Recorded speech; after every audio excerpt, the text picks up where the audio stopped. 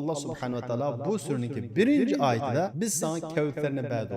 Yani köp yaxşılıklarını berdik, ata kıldık da Peygamberimiz Muhammed Aleyhisselam'a bişaret ve teselli verdi. Nima üçün? Demek Kevser deryası ve Havz-ı Kevser ana şundak büyük nimet ki bunundan Peygamberimiz Muhammed Aleyhisselam ve Peygamberimiz Muhammed Aleyhisselam'ın yolunda müstehkem durgan, bitne peyda kılmagan, teyni yeni olmagan kişiler için. Hoş, onda olsa bu Havz-ı Kevser'den mahşere en avval kim içti o? Sahabeler yana sordu. Ey Resulullah, o kırındaşlarına silah kanda tuyla, silah kömegen tursular dedi Peygamberimiz Muhammed Aleyhisselam. Qaranglar, bir adamninki tun qar atlarının arasında bizning ak qaşqiliq etolab qalsa, uni tunyalamdı dedi. Elbette tunaydı dedi. Peygamberimiz Muhammed sallallahu aleyhi ve sellem. Elhamdülillah ve salatu ve selamu ala Resulillah amma ba'd. Esselamu aleyküm ve rahmetullahi ve berekatuhu qarindoshlar. Biz bugün Allah'ın rahmeti bilen Kur'an-ı Kerim'deki en qisqa surani o'qiymiz. O bo'lsa qaysi? Kevser suresi. Kevser suresi 3 oyatlik Kur'an-ı Kerim'deki en qisqa sure. Lekin o'zi qisqa bo'lgan bilan ma'nosi intayin mo'l. Bu oyatda din yo'lida manganlarninki, ya'ni Peygamberimiz Muhammed Aleyhisselam ve Peygamberimiz Muhammed Aleyhisselam'ın yolunda mengib düşmanlikka uchirganlarga bishorat bor, teselli bor. Va shundaqla bu surada ne'matga qandoq shukr qilamiz, uning yo'lini ko'rsatdi. Va shundaqla bu surada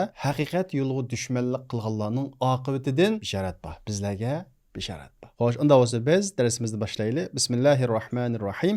İnna a'taynakal kevser fasalli li rabbika wanhar inna şani'aka huvel abtar.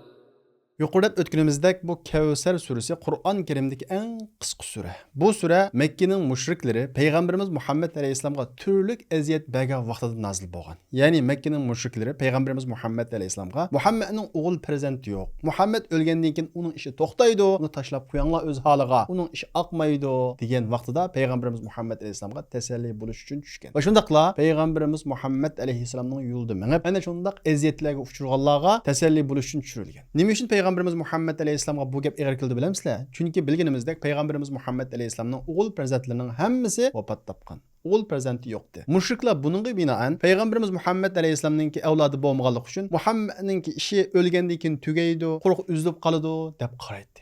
Çünkü müşrikler Peygamberimiz Muhammed Aleyhisselam alip kelgan o dinninki Allah'tan kelgan, Allah'a uğunadigan bir adamning vafotiga, hayotiga bog'liq bo'lmagan bir ish ekanligini tunimaydi, bilmaydi, uningdan jahil edi. Uni xuddi dadasidan miros qoldigan bir podshohlikka o'xshash mushundoq o'ylab qolgan. Lekin haqiqat meselesi, İslam dini meselesi bu bir shaxsga bog'liq masala emas. Hatta u shaxs Peygamberimiz Muhammed Aleyhisselam'dek ulug' kishi bo'lgan taqdirdami Rasululloh sallallohu alayhi va sallam vafot topgan bo'lsa-mu, bu haqiqat davom qiladi qiyomatgachilik. Mana bu sura ana shuningga ishorat qilib nazil bo'lgan. Xo'sh, unda bo'lsa biz surani o'qiylik. A'udhu billahi minashaytonirrojim. Inna a'taynakal kevser. Haqiqatan biz sana kevserni berdik. Ya'ni intayin cho'ng bo'lgan, mo'l bo'lgan bir yaxshilikni berdik. Fasqalli li robbika vanhar.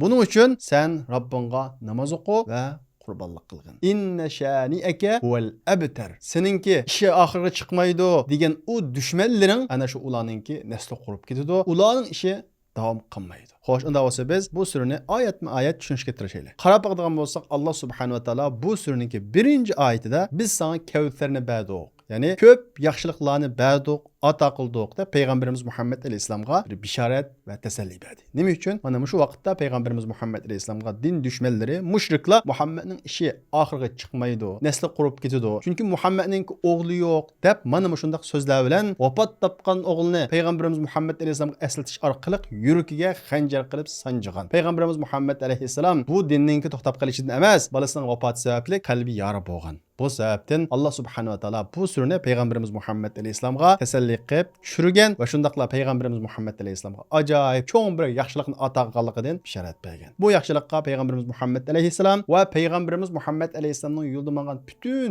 müminlar o'rtaq bo'ladi. Masalan, birinchi oyatdagi biz sana haqiqatan nurg'un yaxshiliklarni, ya'ni Kevserni ato qildik degan bu oyatdan bo'lgan maqsad nima desanglar, Kevserdan iborat Allah subhanahu wa ta'alaninki Peygamberimiz Muhammed Aleyhisselam'a bergan bir daryosidan berilgan bishorat. Ya'ni Peygamberimiz Muhammed Aleyhisselam bir kunisi sahabalarning orasida mugidab o'ltirib tabassum qilib beshini ko'tardi. Sahabalar limadi hakda. Ya Rasulullah, nima uchun kulimsiraylar? Nima uchun tabassum qilala?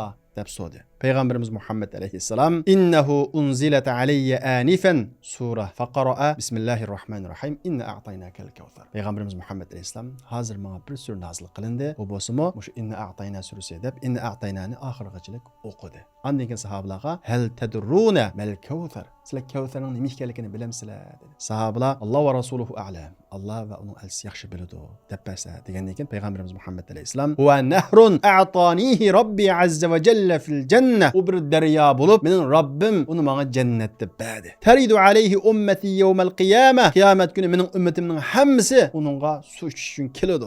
Aniyatuhu adadul kawakib. Uning qochilari, suv ichadigan qochilari yulduzning sonida ko'p. Yuxtalajul abdu minhu. Ondan keyin u daryoning atrofiga to'shqan mening ummatimdan bir kishi tatib qilinib yiroq qilinadi u daryodan. Ondan keyin men ey Robbim, u mening ashabim edi, u mening ummatim edi, hamrohim edi deyman. Alloh subhanahu va taolo sen ularningki sendan keyin nimalarni o'zgartganligini, nimalarni paydo qilganligini bilmaysan deb u kishini o Kavsar daryosidan yiroq qiladi. Xo'sh, unda bo'lsa payg'ambarimiz Muhammad alayhisolamga Alloh taolo ato qilgan Kavsar nima ekan? U bir jannatdagi daryo ekan. U qanday daryo? Suyu qanday? Uningdan qanday vaqtda ichimiz? Bu haqda nurg'unlagan hadis kelgan. Biz Havzi Kavsar deb anglaqlik shundaq-ku. Havzi Kavsar mahshar gohdagi suv ko'li. Kavsar daryosi bo'lsa jannatdagi Alloh subhanahu va taolo payg'ambarimiz Muhammad alayhisolamga bergan daryo. Ana shu daryodan mahshar kunisi kun pasligan hammamiz ussab chanqab ketgan, og'zimizni namlash uchun bir yutum suvga tashna bo'lgan vaqtida payg'ambarimiz Muhammad alayhisalom va uning ummati ichadigan suv ko'lchukini ko'rsatdi. Ya'ni ana shu jannatdagi Kavsar daryosidan iqib mahshargohdagi ko'lga suv tushadi. Shu mahshargohdagi ko'l Havzi Kavsar deb ataladi.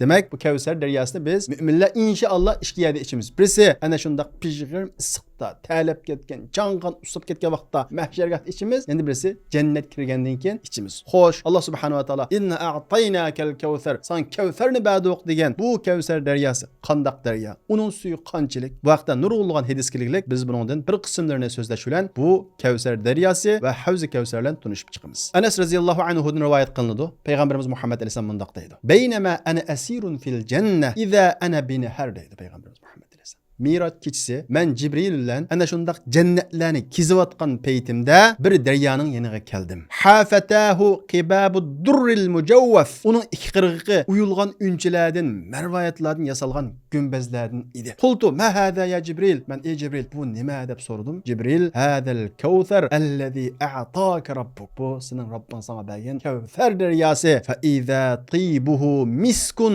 azfaru shakhuduba. Qarg'udak bo'lsam uning purqi hippardak puraydi ekan deydi. Demak Kavsar daryosi u jannatdagi bir daryo bo'lib, uning purqi hippardak xushpuroq. Va shundaqla u daryo intayin kengri. Va shundaqla uning suvi intayin pokiz. Hasildan tatliq va shundaqla uning suvi ana shundaq jannatning suvi bo'lg'achqa, uni bir qatim ichgan odam ikkinchi ussizlik his qilmaydi deydi payg'ambarimiz Muhammad alayhisalom. Mana shu Kavsar daryosiniki suvi va buningki bir qism sifatlari. Hamda shu Kavsar daryosidan ikki nokash orqali, birisi oltin, birisi kumush, ikki nokash orqali mahshargohdagi Kavsar havziga, ya'ni Havzi Kavsarga suv tushadi. O'sha Havzi Kavsardan mu'minlar suv ichadi. Inshaalloh biz suv ichadigan Havzi Kavsarniki kengligi haqida payg'ambarimiz Muhammad alayhisalom xabar berib, "Innali hawdan ma baynal Ka'bati va Baytul Muqaddas." Mening Havzi Kavsarim bor. Mahshargohda mening bir Havzi Kavsarim bor. Uning cho'ngligi Ka'ba bilan Baytul Muqaddaschilik keladi deydi. Ka'ba bilan Makkadagi, Palestindagi, Qudusdagi Baytul Muqaddaschilik keladi deydi. Yana bir hadisda uning kengligiini sifatlab payg'ambarimiz Muhammad alayhisalom uning kengligi Madina bilan San'achilik keladi deydi. Ya'ni Yamanning poytaxtchilik keladi deydi. Ikkalasining musofasi asosan o'xshash. Abyad u oppoq deydi payg'ambarimiz Muhammad alayhisalom. Mathalul laban sutga o'xshaydi. Aniyatuhu adadun nujum.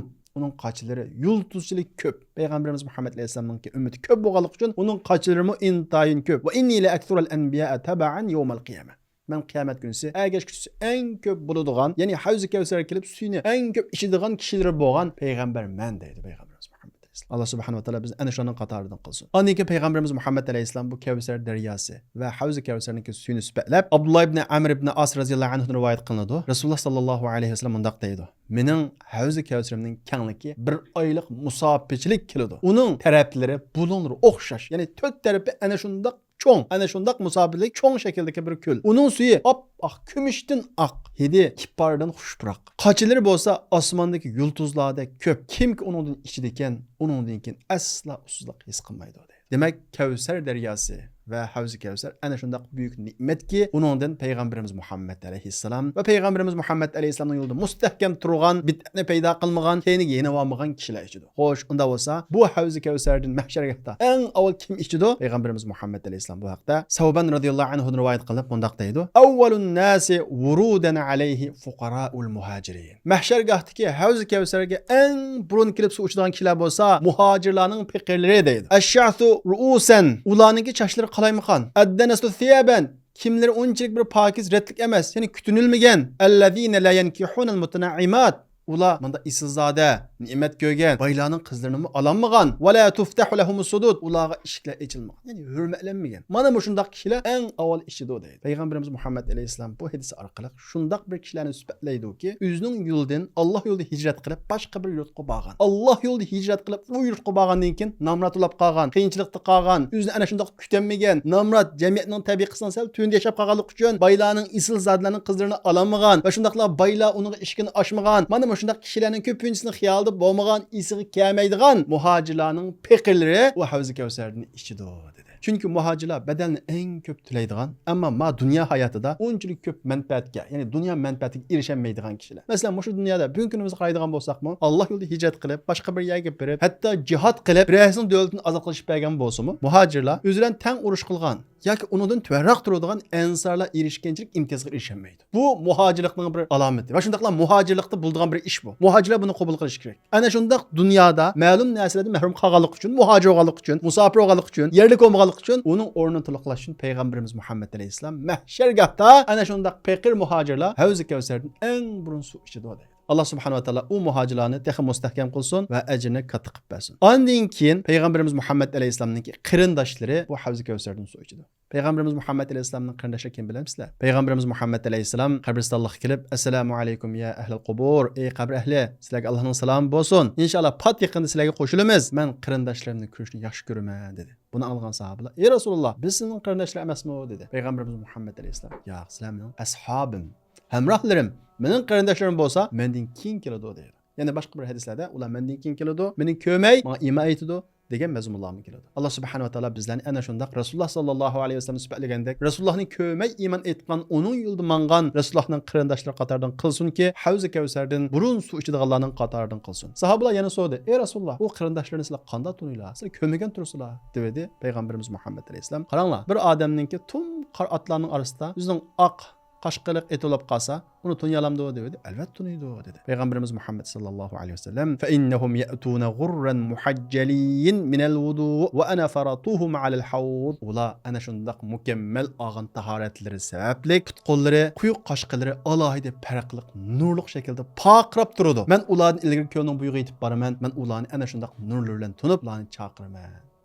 O'ylab baqila, biz sal qarawatgan, uning ahamiyatini his qilmayotgan tahoratni mukammal elish bizni mana shundaq bir xislatga erishtiradi. Mukammal olgan tahoratning qiyomat kunisi mana shundaq chiroyimizda simasi bo'ladi. Ondan keyin bu Havzi Kevserdan mahshargahda, ya'ni hammamiz chanqab ketgan, suv tashna bo'layotgan, bir yutum suv bo'lsa-mi ig'zimni namdi olay deydigan mana shundaq paytda bir bo'lib kishilar u Havzi Kevserning qishini qo'llanadi. Ular kimlar bilamsizlar? Payg'ambarimiz Muhammad alayhissalomdan keyin payg'ambarimiz Muhammad alayhissalomning yo'lini o'zgartganlar. Keyiniga yana bo'lganlar, ya'ni bid'atchilar, ozg'unlar va murtad bo'lganlar. Dindan suslashganlar qiyomat kunisi bu Havzi Kevserning qishini qo'llanadi. Va shundaqla tili bilan qalbi bir bo'lmagan, qalbida yo'q gapim deydigan munofiqlarmi u kunda ularning sirlari oshkora bo'ladi, rasvo bo'ladi, Havzi Kevserning qishini qo'llanadi. Payg'ambarimiz Muhammad alayhissalom bu haqda: "Men Havzi Kevserga oldinlarda berib tayyorlab turg'uchiman. Sizlardan bir muncha kishilar menga elib kelinib, men ularni tortib olay deb turib shunda ingissam, ular mendan tortib ayirib etiladi. Bu chaqda men: ey Robbim, bular mening ashablarim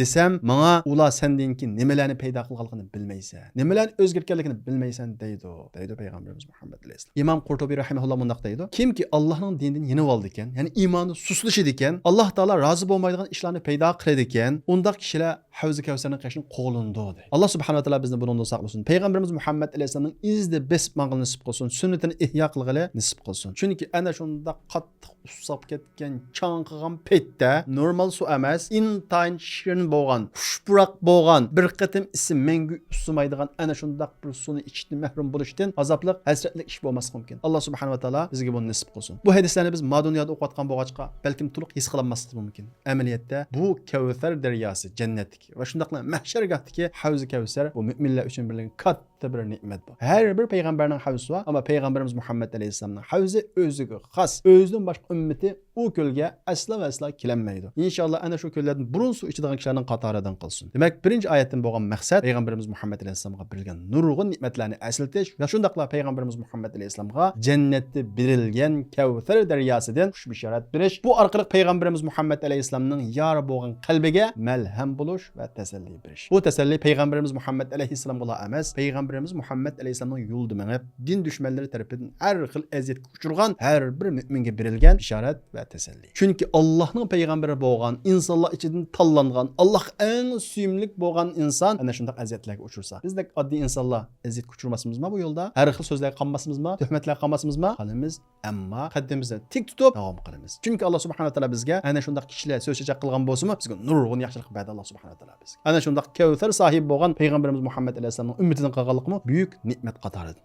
Xo'sh, unda bo'lsa, Alloh subhanahu va taolo bizga ana shunday buyuk ne'mat bergan bo'lsa, Kavsardan iborat, uning qarta nima qilamiz? Shukr qilamiz. Shunga Alloh subhanahu va taolo Kavsar surasining 2-oyatida bu ne'mat qarta shukr qilishga buyurib, "Fasqolli li robbika vanhar." Shuning uchun, Robbing uchun, xolis Robbing uchun namoz o'qi va qurbonlik qilgan dedi. Nima uchun Alloh subhanahu va taolo bu oyatda faqat namozga buyurdi, hajga buyurmadi va shundaqla qurbonlikqa buyurdi? Chunki namoz Alloh subhanahu va taologa hamd va sano aytish, madhiya aytish, shukr aytishni o'z ichiga oladigan ruhiy va badaniy, ya'ni jismoniy qiladigan bir ibodat. Ikkinchisi Alloh yo'lida qurbonlik qilish. Qurbonlik qilish ya'ni tuga bo'g'izlash, tuga ayni davrda shu kishilar uchun, sahobalar uchun, payg'ambarimiz uchun eng suyimli bir narsa. Ya'ni insonningki eng suyimli narsani yo'lda atash mana bu eng chong ibodatlarning birisi. Mana bu shundoq ham ruhiy va jismoniy qilgan ibodatlar bilan va shundaqla inson eng o'zi yaxshi ko'radigan narsani Alloh yo'lida atash orqali samimiyatni ifodalaydigan iqtisodiy ibodat bilan shukr mukammal bo'ladi. Shukurning ikki puti shu. Birisi ruhiy va jismoniy shaklda ibodat qilish, ikkinchisi iqtisodiy shaklda, ya'ni o'zimizningki eng yaxshi ko'radigan narsani chiqim qilish orqali,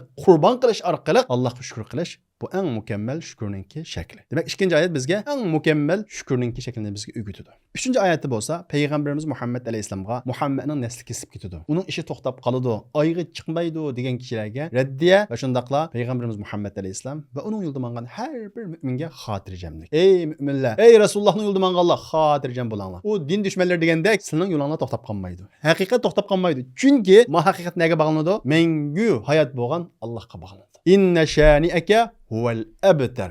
Sana o'chmanlik qilgan, sana dushmanlik qilgan kishilar haqiqiy nasl qurib kelgan kishilar. Ovning iznasi qolmaydi. Ovning izi hech yerda qolmaydi. Ammo haqiqat ustidagilarningki bolasi bo'lmasa-mu, o'zi yolg'iz bo'lsa-mu, uning izi qolib qoladi deydi Alloh subhanahu va taolo oyatda. Darvaqa qarab baqadigan bo'lsak, ana shu payg'ambarimiz Muhammad alayhisolamga aziyat bergan, Rasulullohni abtar degan, ya'ni uning izi yo'q, kishining oxirisi yo'q, nasl qurib ketadi degan mushriklar bugungi kun nada? Uning yo'li nada? Uning izi nada? Hech yerda. Ammo payg'ambarimiz Muhammad alayhisolamning o'g'li bo'lmasa-mu, butun ummat payg'ambarimiz Muhammad alayhisolamning yo'lida jannat pido qilishga hozir. Va shundaq 14 asrdan buyon payg'ambarimiz Muhammad alayhisolamning yo'li davomlashib kelyapti, davomlashib kelyapti. Rasulullohning ergash kuchiri ko'payib menyotamdi, ko'payib menyapti. Bugun kunimizda dunyodagi musulmonlarning soni 2 milliard. O'ylab baqinglar, bugun kunimizda qarasanglar, tor dunyosida 1 million ergashchisi bo'lsa, hayron qolasizlar. 5 million ergashchisi bo'lsa, texam hayron qolasizlar. Rasululloh sallallohu alayhi vasallamning hech qanday bir ijtimoiy aloqa tarot quvvasi yo'q. 14 asr burun yashagan 2 milliard ergashchisi bor. Rasululloh o'qish yozishni bilmaydigan bir kishi. Bu aniqdan aniq Rasulullohning Allohning elchisi ekanligiga aqliy bir dalil. Ana shundaq bir sharoitda dunyoga kelib bir odam o'zining qobiliyati bilan mashina hargiz qilolmaydi. Allohdan kelgan vahiy bo'lganlik uchun 14 asrdan buyon Rasulullohning yo'li davomlashib kelyapti.